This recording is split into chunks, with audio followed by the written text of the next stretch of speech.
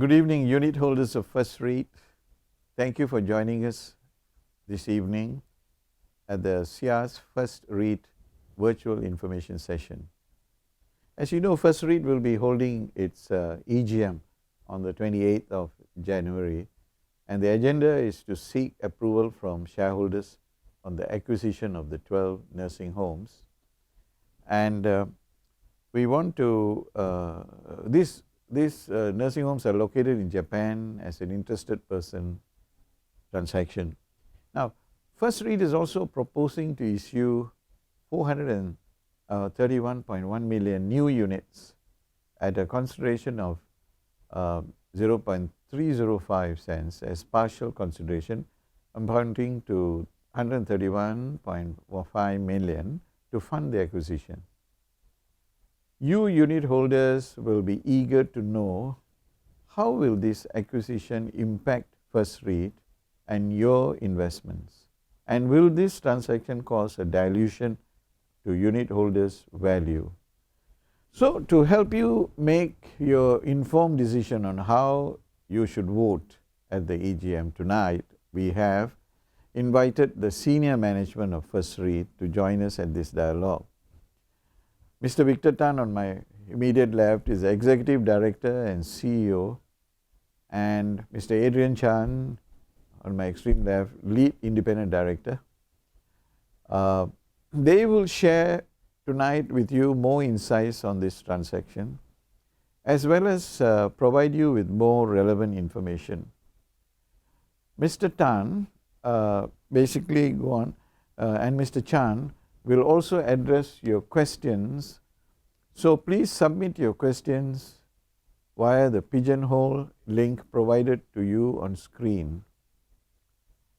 We will be quite extensive in our questioning, and some of the questions are very, I must say, hard questions and goes to the root of the matter quite deeply.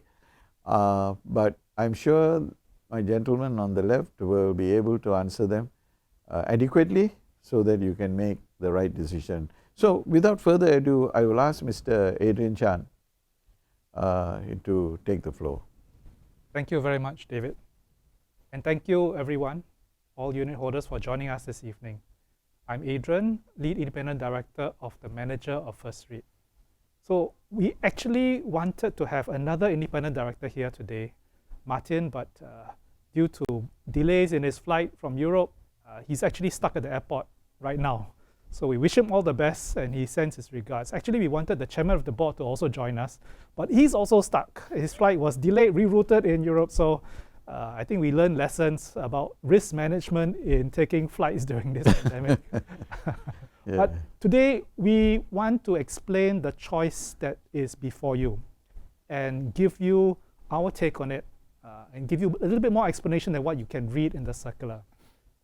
Today, First REIT is in a position to make that choice because thanks to you unit holders, we managed to restructure our previous master leases and reposition ourselves for future growth. And we believe that what we are putting on the table today represents a very important and significant first step towards that growth strategy. Next slide, please.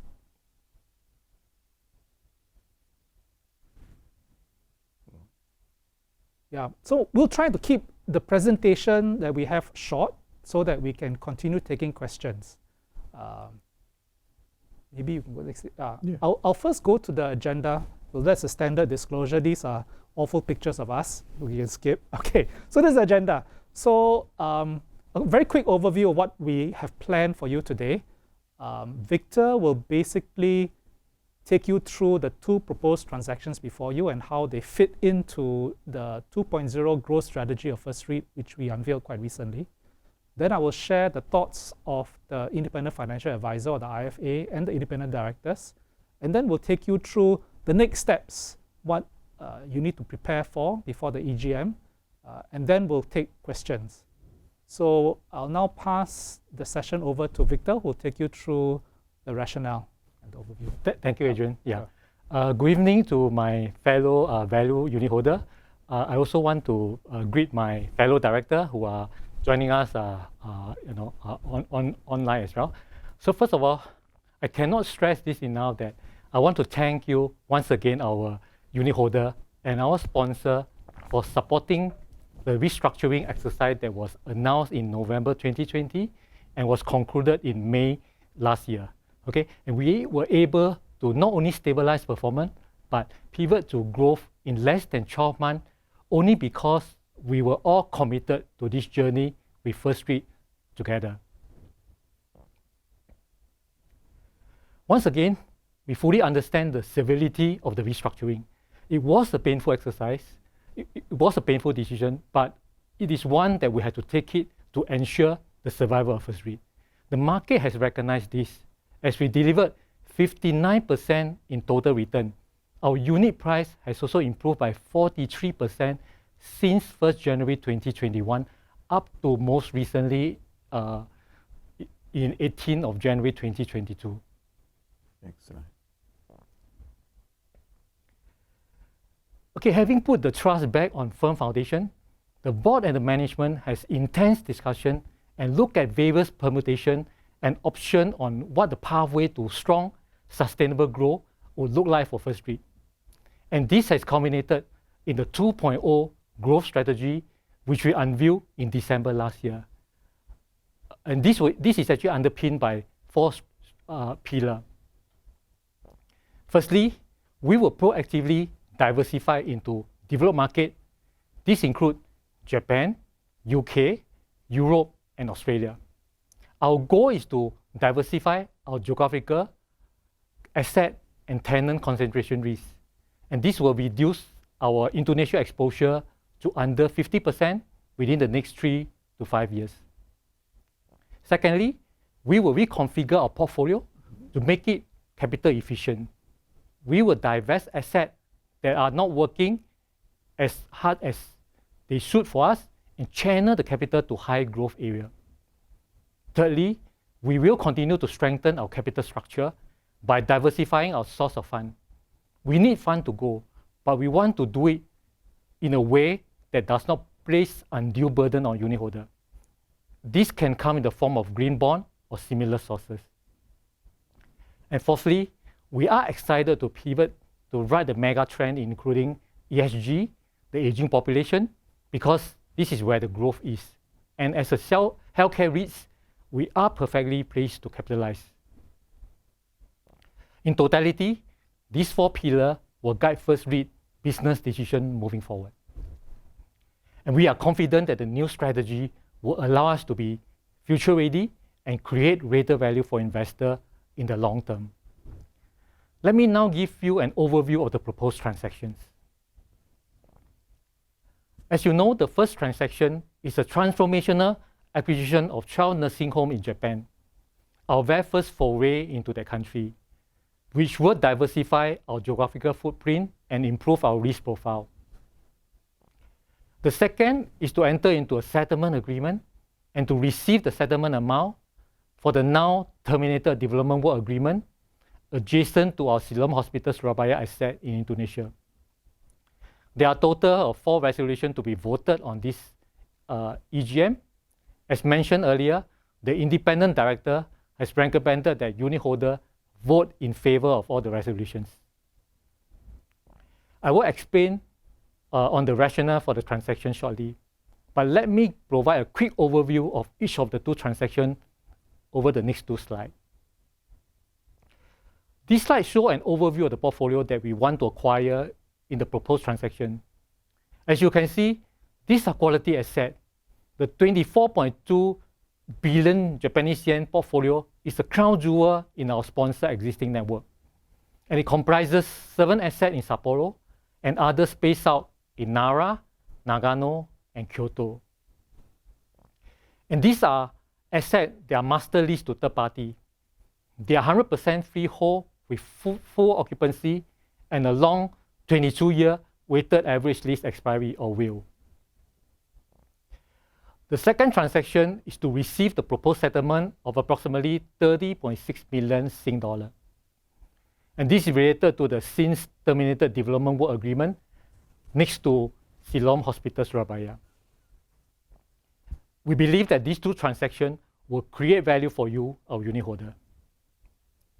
Briefly, the proposed acquisition allows for strategic entry into the attractive Japanese nursing home market. And First REIT will have an enlarged, diversified portfolio positioned for long-term growth. And importantly, this is a DPU accretive transaction. For the proposed settlement, we will be able to conclude on this long-standing matter and receive the aggregate settlement amount in accordance to our rights. I will expand on each of these points in the next few slides. So why should you vote for the proposed Japan acquisition? Firstly, we will gain strategic entry into a very attractive market that is seeing growing demand for quality healthcare services. Japan, as you will know, is one of the fast aging populations in the world and a strong market for nursing home support. And this is driven by the demographic changes, generally acceptance of nursing home services, and favorable government financial support policy. However, this demand is not met by an adequate increase in supply, mainly due to labor shortages, government restriction on building more elderly care public facility. One more point I would like to make is that the nursing home sector in Japan has also proven resilient amidst the pandemic, in part due to the high quality of services. Secondly, First REIT will be better positioned with its larger and more diversified portfolio. I reiterate my point earlier that this is a high quality defensive portfolio that is fully master listed, backed by high quality operator. And each of the master leases also have a backup operator clause. As you can see here, Hickory Heights, which account for 72% of gross revenue income, is one of the largest nursing home operators in Sapporo, and it is listed on the Sapporo Stock Exchange. The other two tenants, Safety Line and Orchard Care, are equally well regarded and also have a very good track record. Further, all of these leases are at the fixed rate, and the leases are subject to review every 2 to 3 years. Further, with the addition of the Japanese asset, we will become a more diversified healthcare REIT, which positions First REIT well for long-term growth. We will see significant reduction in geographical and tenant concentration risk, led by higher third-party rental contribution and increased exposure to market outside of Indonesia. You can see from the highlighted portion of the chart on this slide, for an immediate sense of the positive difference pre and post-transaction when it comes to asset value, rental income, as well as the quality of the land tenure. Okay, on the left, you can see that currently 95% of our rental income come from Indonesia. And this would reduce to around 78% post this proposed transaction. And along with this will come certain benefits. The increased exposure to Japan will help to reduce our exposure to currency volatility from the Indonesian rupiah. Historically, you can see that the yen and the rupiah tends to move in the opposite direction. And having this portfolio of Japanese asset would help us to better hedge our forex risk going forward. Of course, First REIT total deposited property or asset under management will also increase substantially from approximately 1 billion now to around 1.3 billion post-transaction. Okay, on this next slide, you will see how the acquisition will also improve our WALE from 12 years to 14 years. And this will extend our income stability and also cash flow visibility significantly. And just a quick call out on that, you can see we are on very solid ground in terms of lease expiry over the next 2 to 3 years, with only 4% of the lease by GFA is due this year. And this relates to the hotel and country club assets which we are seeking to divest.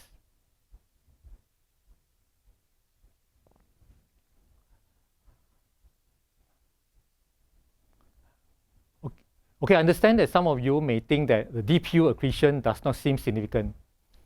But I would like to counter that this accretion is an achievement.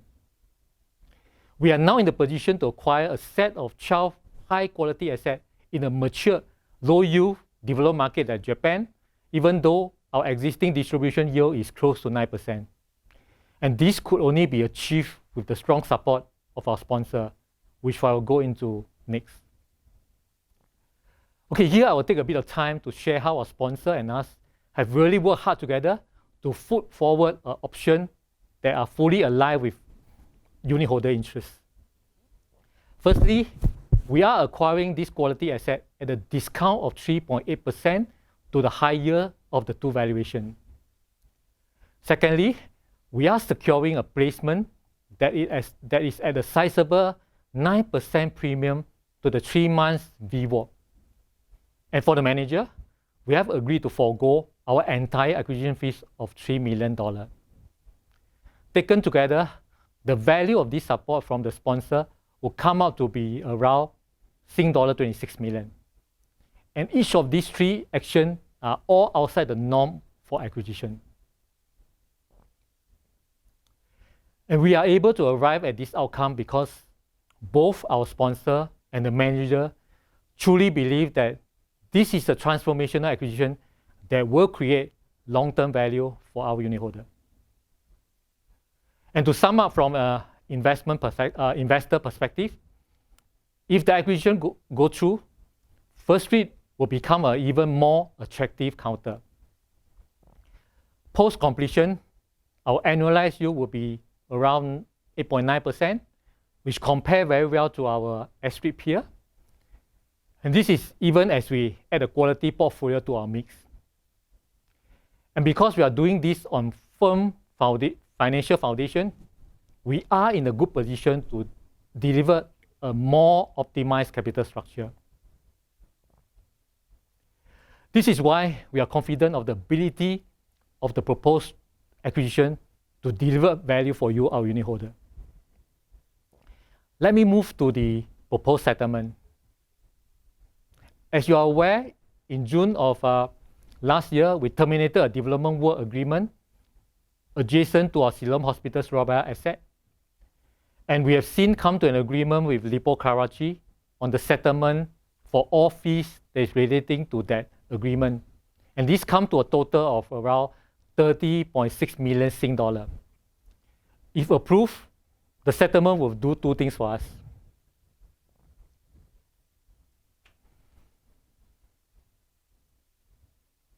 First, it will immediately improve our financial position, and we will also be able to recycle capital towards high growth opportunity. Second, it will provide a finality for this delayed project. To recap, we have done many feasibility studies and we have engaged professionals for the site. And we understand that restarting the work to replace this mature asset that was built in the 1970s is not a straightforward affair and will entail further development risks. So we are proposing this settlement because we hope to draw a conclusion for this project and to explore other options for Siloam Hospital Surabaya moving forward. Here again is a summary of the benefit from having the 2 transactions approved. It is clear to us that the 2 transactions will bring value not just to the manager, but importantly to the unitholder. Throughout this section, we are now ready to grow the trust through our 2.0 growth strategy. These 2 transactions that I've been speaking on are major first step in taking us further on this next phase of our journey. In a snapshot, if approved, we will be a leading healthcare REIT with over 1.3 billion in total asset, and with a further 200 million Sing dollar in debt headroom to grow, assuming a 45% leverage ratio. As the second largest healthcare REIT, we will be a firm contender as a preeminent pan-Asia healthcare trust. We believe that the proposed transaction are a compelling choice to take us forward on our new 2.0 growth strategy. And we certainly hope to receive a strong mandate from you. Thank you, Victor. Adrian. Yeah, thanks, Victor. So this slide actually talks about the IFA's opinion, and I would encourage all unit holders to actually dip into the circular and try to read the entire IFA letter to the independent directors and the Audit and Risk Committee.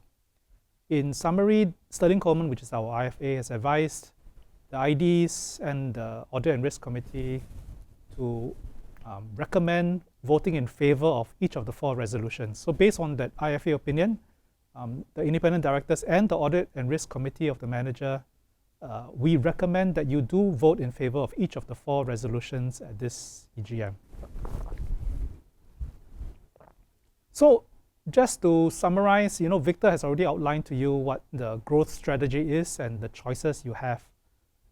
So let me address now the key procedural matters to be tackled. First, for the resolutions to be approved, each resolution needs to have at least 50% of the total votes cast to be passed. That means you need to have more votes voting for than those voting against.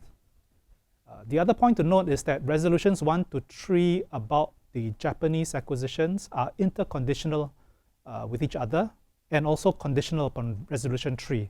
So they stand as a group. Resolution 4 on the settlement at Surabaya is not conditional upon resolutions 1 to 3, right? That actually is a separate resolution. Okay, this next slide tells you what you need to do ahead of the EGM. So the key dates and timing are all set out on this slide. Please submit your votes early. So you need to pre-register for the EGM, and your votes must come in to the unit registrar by next Tuesday, 11 o'clock. Okay. Also, that's a cutoff time for pre-registration of the EGM. Okay, this last slide is something that we want to show a token of appreciation to all you unit holders. It's sort of like a dog gift, so to speak, because if it were a physical AGM or EGM, we'll be giving you dog gifts. Now that it's a virtual session, we will send you a $15 NTUC Fair Price voucher to all unit holders if you hold your units through CDP and you participate at this virtual EGM by submitting your votes in a valid way, okay, to show our thanks to you. So those are all our slides today. And now we'll tackle Q&A. I'll hand you back to David. David? Thank you, gentlemen. Thank you. Yeah, now we come to the Q&A. Yeah, exciting times now. Before we get to the crux of the matter, in fact, SIAS questions, I want to ask you, you said that you're reducing your income from Indonesia to 78%. Yeah, that's right. And that there are benefits arising from that. Can you give us some of the benefits? Okay, you see, currently, substantially, most of our income derived from Indonesia. So there is this Indonesia risk associated with our units. Hence, currently we are trading at about 8.9%, 9% thereabouts. So if we are able to bring in this Japanese asset, and our income will diversify from 95% to 78%, then market may re-rate us because our risk profile will change. Our risk profile will come down, okay? Which means that maybe going forward, our unit may not be trading at 9% yield. It could be 7-8%. So this is actually one of the benefits I'm talking about, And the second benefit that I think of is in terms of funding costs, because when we go to the bank to borrow, people always associate us with the Indonesia factor. Hence, the funding cost will be a bit higher. And with Japan asset or with developed country asset coming into the mix, we might be able to bring down our funding costs. For instance, this particular transaction that we are proposing, our existing interest cost is around 4.2%. Okay, but post this transaction, our interest cost actually come off to 3.4%. And if in the long run, if we were to diversify further, and our goal is basically to reduce our Indonesia element or Indonesia factor to below 50% or exposure to below 50% in 3 to 5 years, that could have effect on our funding costs going forward. So going forward, you're going to keep reducing your exposure to Indonesian,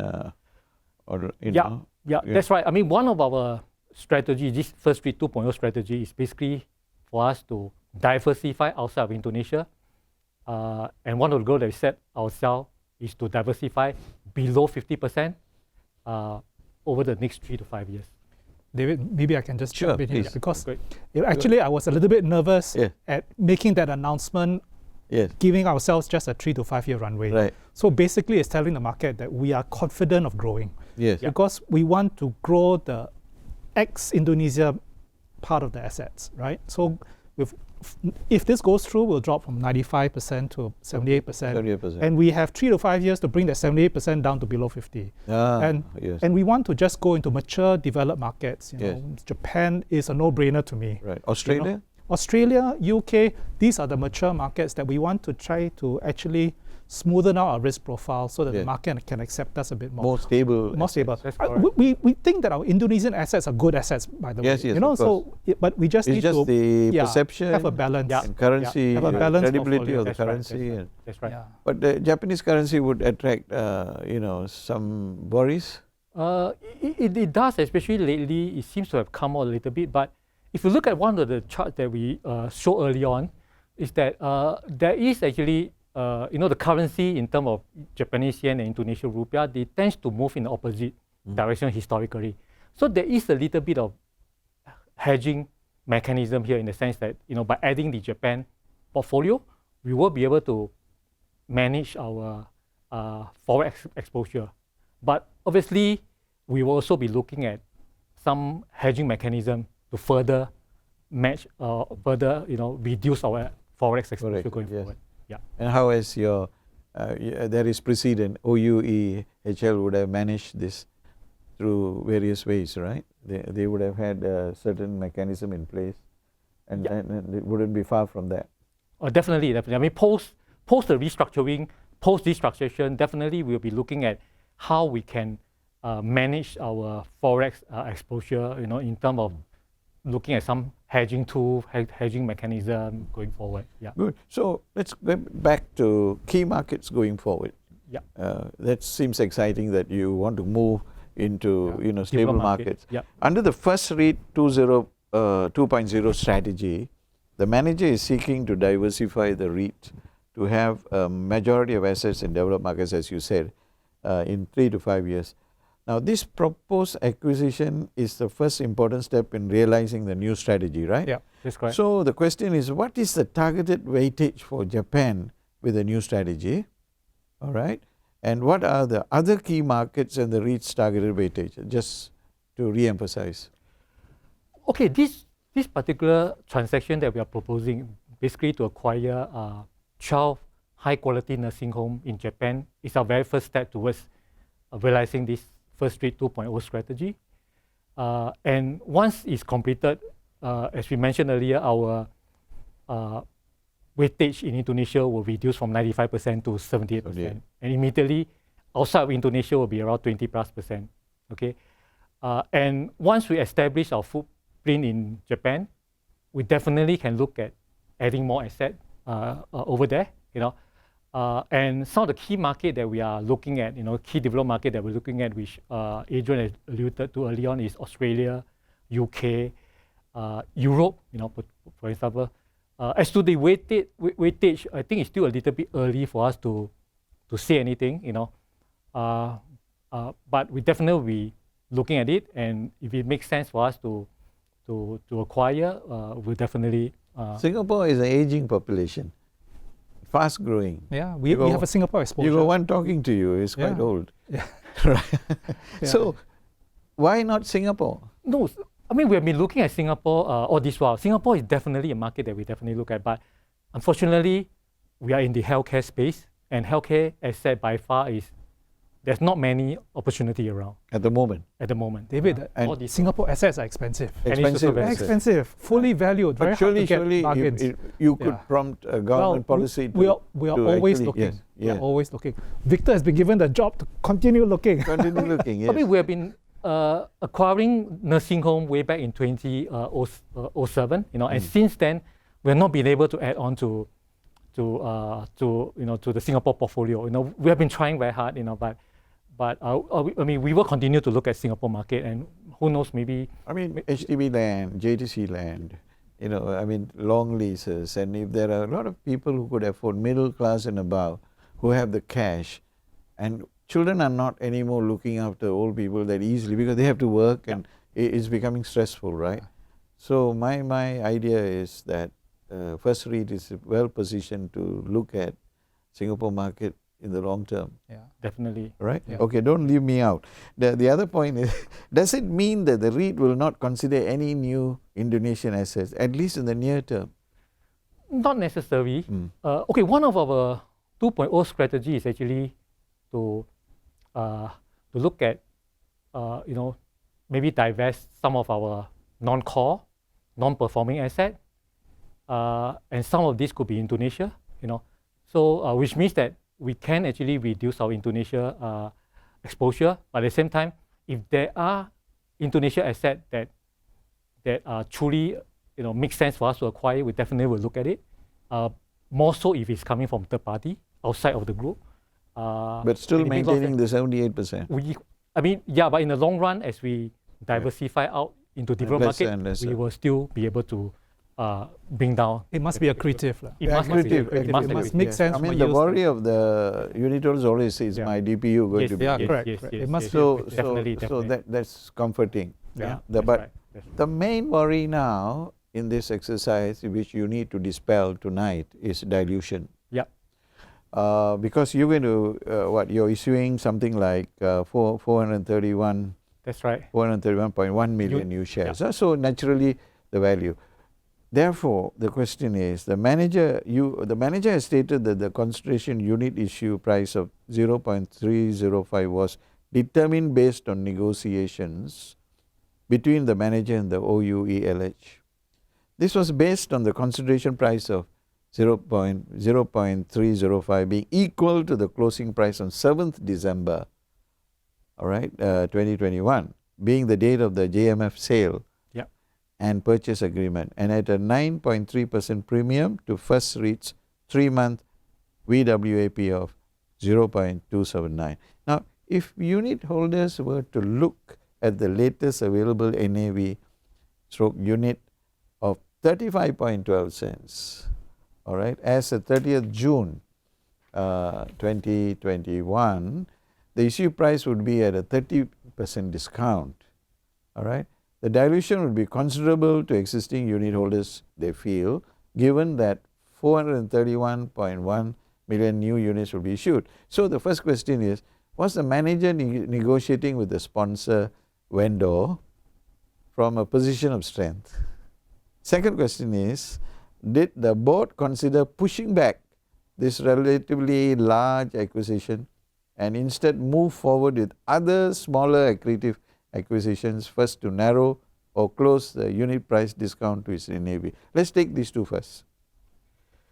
Okay, I will say that we understand that NAV is a major concern to our investor, our unit holder, but when we look at this particular transaction, it shows a very strong alignment between the sponsor and us, because the sponsor is actually preparing to take a substantial units, at a price that is actually, if you look at the 3-month BVOT price, it's actually, the price that we're proposing, 30.5 cents, is actually a 9% premium, premium to the 3-month BVOT, okay? And at the same time, we are also acquiring this asset, at a 3.8% discount to the higher valuation. At the same time, the manager is also foregoing the acquisition fees, which amount to about $3 million. And you've taken all this together, there is a saving of around 26 million, at the trust level, and it just shows the strong alignment, the commitment that the sponsor has, in wanting to make this particular transaction accretive and benefit, from our angle. Okay. So did the board consider other alternatives to the current proposal? Were there any other proposals? Maybe I can answer this. Yes, one. yes. Yeah. So, actually, David, the truth of the matter is, the board has been eyeing these Japanese assets for a long time. Okay. For a long time. Okay. They are the crown jewel that our sponsor has. Yes. And we always wanted them. In fact, the board flew up to Japan to visit these assets as far back as 2019, before the pandemic. So pre-pandemic, we were figuring a way out, how do we get our hands on these assets? How do we structure the acquisition, the funding, the financing? And so it's been a long time coming. So discussions have been going on. If you have all the sponsors' assets spread out in front of me, I would choose this quite clearly as the best thing in the menu. It's more stable. Yeah. They are good quality assets, strong cash flows, low risk, mature market. So I think it's fairly obvious that they are the prize jewels in the entire portfolio that the sponsor has that we want. So when we went up in 2019, we actually visited most of the assets. And what impressed me about these nursing homes is, David, you would be happy to retire there. I would too. Good medical facilities. Very good But I got to learn Japanese. I'm sure they will bend over backwards to speak to you in English. No, some of these places, they actually have sort of an onsen bath, so it's quite resort-like. And not only is occupancy 100%, but most of these places have a long waiting list. Yeah. There are long waiting lists of people trying to get in, and with the aging population. So I think it's the quality of the assets is actually not in question. And the fact that the sponsor is prepared to sell these assets to us at a 3.8% discount, it's all. So how much is the worry about dilution? I think dilution is there not will be major. There will not be. a major. It's part and parcel of any acquisition. Right. So any REIT that pursues a growth strategy, and all REITs try to do that, right? Yes. There will be always a case of, look, there will be dilution because but you the have to cow pay is getting fatter, and you get better milk. Yeah, exactly. Exactly. We improve the quality of our portfolio, and actually it can only be good for unit holders. So we didn't want to defer this. This is something that we wanted to get our hands on as early as 2019. Yeah. So you're very optimistic of the NTA going up, the DPU being accretive, and they can laugh to the bank. Well, we hope so. We hope so. We hope so. And now the hard work begins if unit holders approve this, because we have to integrate it. We have to extract as much value as we can from them. And if you ask me, I would look at Japan and say, what else is there? Because now that we have our foot in the door in Japan, it's a very attractive market. Yeah, Yes. it is. And But this is the first time you're going into Japan, First time. and it's a new experience. Yeah. But given the previous experience and the current practices there, what about taxation in Japan? Yeah. I mean, okay, yeah, I mean, it's our very first experience, first foray into this country, but at the same time, coming together with this particular transaction is that we will be inheriting asset management team in Japan, So we will have our people on the ground that will help us to be tackle. managed by Japanese. It will be, but this is part of our team. Part of it, that means we will take over. It Yes. will be part of the manager, okay? Hence, we have local people that will be there to help us to negotiate or navigate, all the tax issues, whatever issue that we'll have, to manage the asset. At the same time, they will also be helping us to grow our portfolio as well, So yeah, I mean, we will have our local people there. It's not that we will be relying on a third party outsourcing, like what some other REITs do. That's good. Yeah. Correct. Yeah. So There's continuity in definitely, management. Right. definitely. And as part of the acquisition, we always have tax advisors, Yes. It is. lawyers, valuers, so we have tax advisors to help us all structure in place. All in place. All in place. So We look at currently, this asset management team is with our sponsor, LH. So we will be taking over this asset management team. So the manager has done sufficient due diligence. That's what you will tell the Correct. unit holders. We've done the due diligence. We are satisfied. It's a very good asset. We've been dreaming about it since 2019. Yes. And hooray, we've got it now. And we're verifying it. We're not just taking the word of the sponsor. We've engaged our own lawyers, advisors, financial advisors, tax advisors, valuers. So We have independent professional third parties to advise us. You have an investor on your board, Yes. a German gentleman who is a director, right? Independent director. I believe he has substantial shareholdings in First REIT. What is his view? Well, he's highly in favor. In fact, because he couldn't make it to join us, I think you'll see on the slide. Oh, this is the gentleman, Martin Yeah, Legner. Martin Lechner. What is But he was saying? supposed to join us today, but because he's stuck in He's saying Europe, these proposed transactions are in alignment with unitholder interests. Several directors and senior leadership at First REIT are unitholders just like you and are equally invested in seeing it succeed and excited at the prospect of growth. Now, he's a family office owner, yeah, right? he manages a very large I myself family have office. invested in 5 million units and I fully intend to hold them long term. This is because I am confident of the First REIT's prospects as it executes on its 2.0 growth strategy with this transaction as the first major step. So you've got full endorsement from Yeah, him. so he's put his money where his mouth is. Mouth is. You know, Martin is walking the talk as well, and he's fully in favor. 5 million shares, Yeah, quite so substantial. he's looked at the currency exposure. He's done M&A for his family office as well. So we're quite satisfied that he has endorsed this as well. And you're also satisfied that the REIT manager has got necessary expertise and experience in these new markets. Yeah, we've met the people and there. would be able to go into foray into other right, markets that's as right. well. Yes, Yeah. yes. All right, and healthcare, including nursing homes, are highly regulated, and there are probably unique features in this market. So I suppose the managers are aware of that. There are high barriers to entry, so getting this portfolio at one shot is good. I mean, I would say that in this portfolio of 12 nursing homes, maybe you could say that there's a little bit of concentration in Sapporo. Yes. You know, 7 out of the 12 are in Sapporo, but otherwise they're all very good, well spread out over 4 cities. So I think that's quite attractive. So going forward, you will be enhancing your asset, in Japan. And Then looking you for will- more opportunities there as well. Opportunities there. How will you raise funds? Yeah. I mean, for REITs to grow, the way to raise funds is basically equity or debts. So I mean, if you look at our gearing post acquisition, it will go up to only 36%. So we still have quite ample headroom. I mean, if we gear up to 45%, we have about 200 million of war chest. Yes. If we gear up all the way to 50%, then we probably have another More gearing 250. rather than rights issues? It depends on Depends the on the it depends. size of- Yeah, that's right. Because unitholders don't like right issues. Yeah, that's right.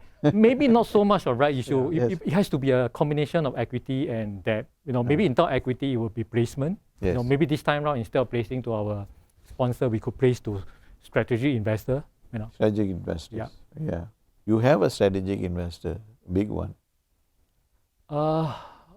Yeah, we do have a few. Yeah, Yes. that's right. Yeah. So in the same vein, is First REIT looking to have on-the-ground manager in Japan for day-to-day management? You said yes, all right, and you're not going to have no outsourcing. Also, does the manager have an in-house capability to source for accretive assets deals? I'm sure that they have. You have satisfied yourself that he has. Yes, we do. I mean, if you look at the in-house capability, currently, we have a very good, capable senior vice president that is actually heading the asset and investment team. He has vast experience in local market, and I mean, he also have looked at deal outside of Singapore, in the international market, and we do have contact with third-party vendors, and with his experience and credential, I think we will be able to source for deal. Yeah. So the fact that you're going in there for the first time is no big deal, because you have the people who are running it will continue to run, they'll manage, and they will do everything that they're doing now and more. Yeah. So the proposed settlement, can the REIT manager provide shareholders with a brief overview of the planned hospital project in Surabaya leading up to its termination? We can see that this settlement would be aligned with new strategic pillars under the new First REIT 2.0 growth strategy to focus on developed markets. Is the manager confident of collecting the settlement amount, which has been broken up into 6 installments, with about half of the total sum to be paid in the last installment in June 2020? Anything to be nervous about here? No, we don't think so. Okay, basically, maybe just to recap, about this particular project. This was actually the project that we entered into with our previous sponsor, Lipo Karachi, way back in 2005, is to build a new hospital in Surabaya to replace our aging Surabaya hospital. But unfortunately, sometime in 2018, Yes. there is a road subsidence incident, which kind of like caused the project to ground to a halt. Hence we have engaged a lot of professional engineer, architects, to go in to look at the ground to see whether if we were to revise the project, whether we are able to reconstruct the new hospital again. Obviously, if we were to revise the project, we will have to there will be definitely a lot more difficult, for us to build a new hospital over there.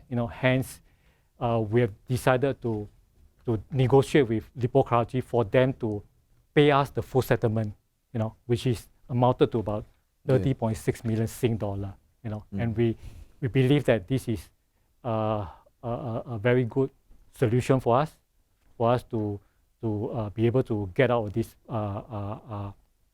project, at the same time get most of our money back. So Victor, you are the captain of the ship. Sleeping well? Yeah, I mean, I got no issue that they will be able to pay us, even though they are proposing 6 installment. Yeah. I'm sure that they will be able to fulfill what they have promised us, and we will be able to get back our full amount. In fact, this is actually more than what we have injected into that particular project. The ship is not being... No. I think there are some additional compensation of interest payment that's coming into this amount, and we're happy that we will be able to receive our full settlement come 6 months later, once we got approval from our unit holder. When is your next AGM? March, April. Very soon. Very soon, yeah. You'll be facing the unit holders. Yeah. And Well, we have no reason to doubt the yeah. creditworthiness of these promises. You're doing for the Yeah. in the best interest of the company and its That's right. stakeholders. It was a shame because the road collapse was very, very major. Yes. Yeah. The road just disappeared completely next to the hospital. No. I don't know whether you've seen the pictures, but there's a tremendous hole that developed in the ground. The In road Indonesia? collapsed in Yeah, Indonesia next to the yeah. hospital. Oh my That's why goodness. we can't develop it. Oh, And so right. it's not viable anymore. So Not we had to viable anymore. cut it, and it was a long, tough negotiation. It took quite a few years to Right. get to this stage. So I think this is the best Yeah, we the can make earthquakes out are of it. quite frequent in these places, right? Yeah. Any questions coming from, will we be facing the problem of manpower shortage in the nursing home industry? Where, in Japan? I I suppose. suppose in Singapore he's talking about. Is it Singapore? Chi Guan Tiu. He doesn't say which country, but let's talk about Japan. Is there a manpower shortage? I think you did mention that there could be some manpower. Yeah, I mean, definitely there will be manpower shortage in nursing home in Japan. I mean, not just in Japan. I think the nursing home manpower shortage is in everywhere. I think in Yes. Singapore, Yes. in even developed market, I think that there will be, But I did read not too long ago the Japanese government is allowing foreign workers to come in. Yeah. Yeah, I think they are definitely opening to bring in more foreign worker, to serve their healthcare market, more so the nursing home market. Yes. So that may elevate, I think some of this healthcare manpower shortage. industry is full of Filipinos, and people from Philippines are well trained Yeah, very nurses well and trained, very well qualified. trained nurses and Yeah. managers of Yeah. healthcare. Yeah. Yeah. So next question. Please outline the competitive landscape in Japan. Number of players, bets in the aged segment. How competitive advanced are the assets and capex required, as most are built around 1990s or 30 years old? Okay, I mean, definitely the landscape in Japan, in the healthcare or nursing home space is quite competitive, but at the same time, there is also a shortage of nursing home. Hence, my agent was alluded to earlier on, there is actually a great shortage of around, I think there are about close to 300,000 waiting lists Really? Yeah, waiting list is people incredible. My waiting You to get can't, into if you a want to get in, nursing you home, can't get in. know. You know, So can't get in. So yeah, so I would say that it's very competitive, but at the same time there is a huge shortage because But they pay monthly rental, or they pay, I mean, what Actually, is you know what? it? A lot of these people, they sell their homes Oh, to actually get the proceeds to pay for the down payment to get into these nursing homes. right. You know, they sell the existing So it homes. makes sense to build more. Yeah. But you know, I think we want to make. I think the Japan government wanted to build more. It's just that it was restricted to manpower, Right. and that's why I think they are controlling the building of new nursing home. So this question really is yeah. how worried are you about the manpower, the one earlier, but it comes to, basically that, will you face that problem? So far, I think those nursing home that is in this particular portfolio, I think so far they are okay. They seems to be able to manage it, and like you say early on, I think the Japan government is also allowing foreign healthcare workers to come into the market. I think that will actually help to fill in the gap, in some of these shortages. So I'm not too concerned about this Manpower. as well, about this manpower issue as well. Yeah. So have we answered this? Going into UK, Japan, Australia, management should make sure that it is triple net leases. Unless you have people over in these countries to monitor and be in tune with the local situation. So if you are going outside Japan, UK, Australia, their piece of advice. Certainly. Yeah. I mean, definitely this will be something that we will explore. So far, if you look at our Indonesia leases, most of them are, in fact, all of them are triple net leases. Even the one in Singapore is also triple net. So wherever we try to go into a new market, definitely we will try to negotiate the best deal for us. Be it triple net or double net or not, but we'll definitely make sure that we have the most accretive deal for us to actually look at. Yeah. How many years has First REIT been involved in nursing homes and healthcare? First REIT was actually listed in December 2006. Yes. So we have 15 Plenty years of experience, yeah. In that sense, and we acquired our very first set of nursing home in Singapore way back in 2007. So we have been, although we are not really the operator, but we do, work closely with the operator, in terms of managing our nursing home. Yeah. Or what's the reason the sponsor is giving First REIT a discount for the acquisition of these nursing homes? Victor's negotiation power. He worked very hard on this. I would say But at it's 3%. Yeah, 3.8%. 3%, yeah. I would say it's alignment because Yes. I think the sponsor, is a commitment to us, and it's a real, they're trying to align the interest, on us. Hence, they're prepared to sell their crown jewel at a discount to the highest of the valuation. Right. Growth in adding more assets are good, but someone will need to foot the bill.